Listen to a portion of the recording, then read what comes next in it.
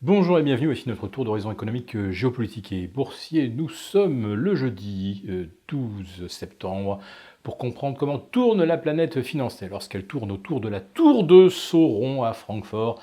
C'est sur la bourse au quotidien et nulle part ailleurs. Et l'épisode du jour s'intitulera « Ceci n'est pas un exercice !» Enfin, si, mais de style. Oui, ça va être un sacré exercice de style pour Mario Draghi s'il compte ne pas décevoir les marchés.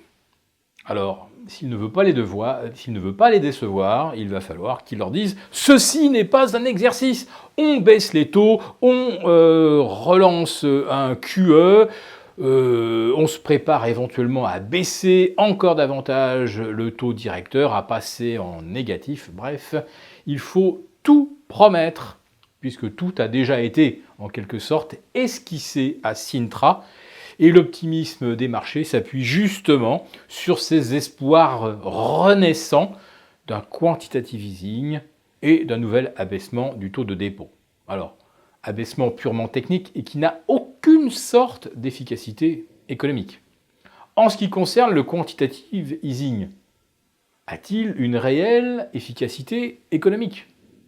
On peut le constater au Japon depuis maintenant plus de 5 ans, mais ça fait déjà 20 ans qu'on est en régime de rachat, donc en fait c'est du quantitative easing à grande échelle, rachat de toutes les émissions du trésor japonais.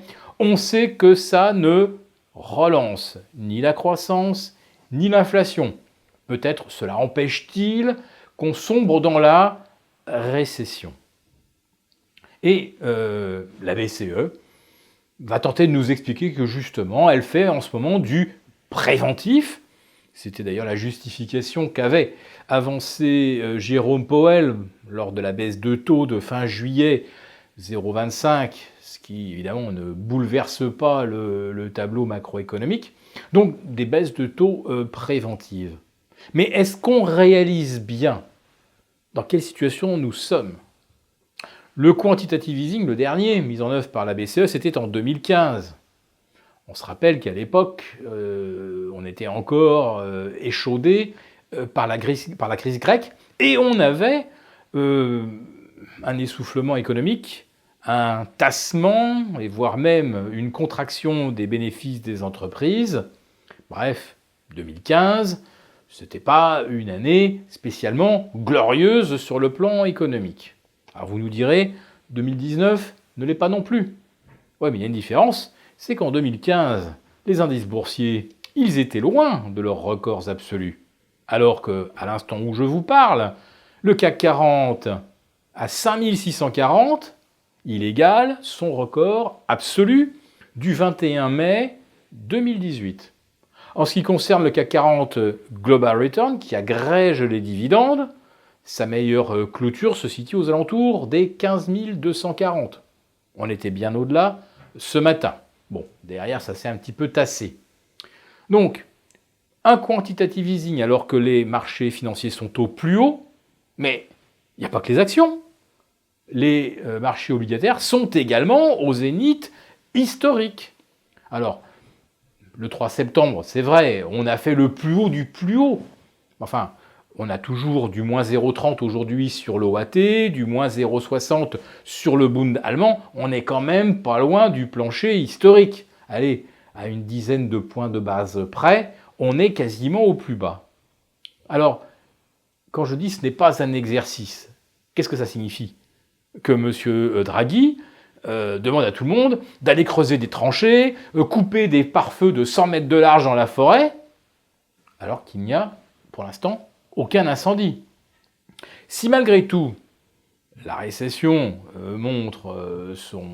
pointe le bout de son nez, qu'est-ce que les banques centrales vont faire si, comme M. Trump l'exige, la Fed a réduit son taux directeur à 0, mettons d'ici juin 2020, et si la BCE a opté, sous la houlette de Mme Lagarde, pour des taux négatifs à moins 0,50 ou moins 0,75%.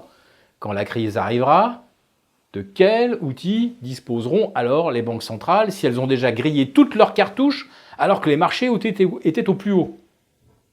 Ou alors, c'est que c'est pas vraiment la croissance économique ou l'inflation qui est en jeu aujourd'hui. C'est bien d'empêcher les marchés de chuter parce qu'ils sont en lévitation depuis maintenant plusieurs années, parce qu'on a accumulé des montagnes de dettes et c'est un véritable château de cartes. Et on craint aujourd'hui que le moindre courant d'air fasse tout s'effondrer. Le courant d'air, donc, ce sont les anticipations de récession. Donc aujourd'hui, on tente simplement d'interdire la correction des marchés financiers. Alors quand M. Trump exige de la Fed la forte réduction des taux directeurs, lui, il pense bien sûr à sa réélection, pas tellement à l'économie. Mais il pense certainement lui aussi au marché financier. M. Trump, d'ailleurs, n'a pas manqué cette fois-ci de joindre l'injonction à l'invective, traitant les membres de la Fed de crétins. Il n'a peut-être pas tort. On est effectivement dans un marché de crétins.